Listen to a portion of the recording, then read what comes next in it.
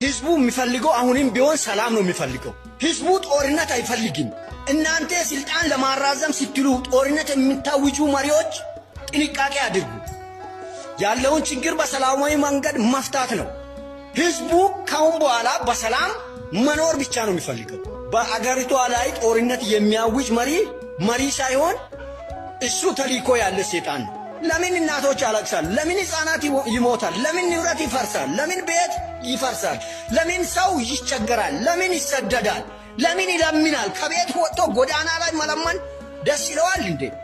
እንግዲህ ሰው ከቤት ወጥቶ ጎዳና ላይ ነው የሚለምነው። ጦርነት ካለ የሞታም ይሞታል፣ የቀራም ለማኝ ነው የሚሆን። ልማት አይኖርም፣ ተስፋ አይኖርም።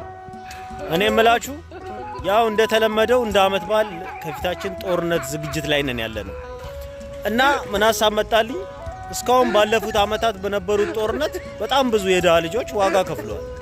ስለዚህ አሁን ደግሞ የሀብታም ልጆች ለሀገራችን ብዙ የከፈሉት ዋጋ ስለሌለ የሀብታም ልጆችና የፖለቲከኛ ልጆች እዚህ ጦርነት ላይ በሙሉ ቢሳተፉ፣ ና መከላከያ ግባ መልስ የለም፣ ና ፖሊስ ግባ መልስ የለም፣ ቤት ተቀምጦ ሰላም። በዚህ መንገድ ሰላም ማረጋገጥ አይቻልም። ኑና መከላከያን አጠናክሩ፣ ኑና ፖሊስ አጠናክሩ ስንል ያልሰማ ጆሮ በፌስቡክ ቢጨው ኢትዮጵያን አይታደጋት። ቢያዝ ሊያስብበት ይገባል። አደገኛ ነው። አፈሳ የምታመልጡበት 5 ምርጥ ዘዴዎችን እነግራችኋለሁ። ተከታተሉኝ። በአንደኛ ደረጃ በቃ የሚኒሻ ልጅ መሆን። የሚኒሻ ልጅ ከሆናችሁ ማንም ነው ማያፍሳችሁ ማለት ነው። በቃ ብትያዙም እንኳን በቃ የሚኒሻ ልጅ ነኝ ካላችሁ አትሄዱም ማለት ነው። ይመቻችሁ እናንተ። በአራተኛ ደረጃ ደግሞ ብሬስ ማሳሰር። በቃ የፈጣነ ተወላችሁ ብሬስ አሳስሩ። እናንተ ብሬስ ካላችሁ በቃ አትታፈሱም፣ አራራናችሁ ማለት ነው። በሶስተኛ ደረጃ ደግሞ እያነከሳችሁ መሄድ። በመንገድ ላይ በቃ እያነከሳችሁ የምትሄዱ ምናምን ከሆነ ደግሞ ሚኒሻዎች አይጠጓችሁ፣ ይፈሯችኋል፣ ይነግጧችኋል። እናንተ በጣም አራራናችሁ፣ ይመቻችሁ። በሁለተኛ ደረጃ ደግሞ እጃችሁን በፋሻ እንደዚህ አድርጎ ማሰር። በቃ እንደዚህ አድርጋችሁ እጃችሁን ካሰራችሁ እናንተ በቃ የእጅ ህመም ያለባችሁ ይመቻችሁና አይጠጓችሁም፣ ይመቻችሁ። በጣም አራዳናችሁ ማለት ነው እናንተ። በአንደኛ ደረጃ ደግሞ አርፋችሁ ቤት መቀመጥ።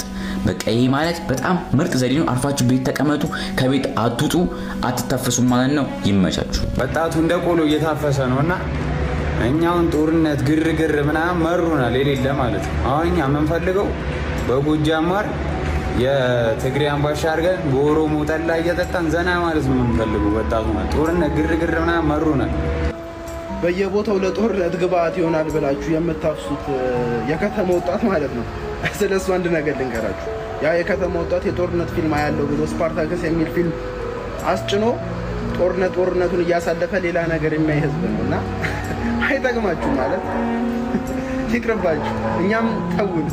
ከሰሞኑ ማህበራዊ ሚዲያ ላይ ከተበራከቱ ወሬዎች መካከልና በወጣቱ ዘንድም እንደዚሁ የተወሩ ከሚገኙ ወሬዎች መካከል አንደኛው የግዳጅ አፈሳ ነው። ከምሽቱ 12 ሰዓት በኋላ በተለያዩ የመንግስት መኪኖችና የመንግስት የታጣቂ ኃይሎች እነዚህ ወጣቶች እየሰበሰቡ እየወሰዱ ወደማይታወቅ ቦታ እየተወሰዱ እንደሆነ የተለያዩ ወጣቶችና የተለያዩ ሰዎች እያወሩ ሰምተናል። እነዚህ አፈሳዎች ከተበራከቱበትና ከተጀመሩ ጀምሮ በጣም ቆይተዋል። ወር ደግሞ በረጅም ጊዜ ያክል አፈሳዎች ሲካሄዱበት ከነበሩት ከተማዎች መካከል አንደኛው አዳማ ነች። አንድ አዳማ ላይ የሚኖር ወጣት እንደነገረኝ ከሆነ እነዚህ አፈሳዎች ከተካሄዱ በኋላ ወር ደግሞ እነዚህ በመንግስት ኃይሎች ወጣቶች ታፍሰው ከተወሰዱ በኋላ ከቤተሰቦቻቸው የራንሰም ገንዘብ ወር ደግሞ ከቤተሰቦቻቸው ልጃቸውን ለማስለቀቅ ገንዘብ ክፈሉ የሚል ሪኩዌስት እንደሚመጣላቸው ነግሮኛል።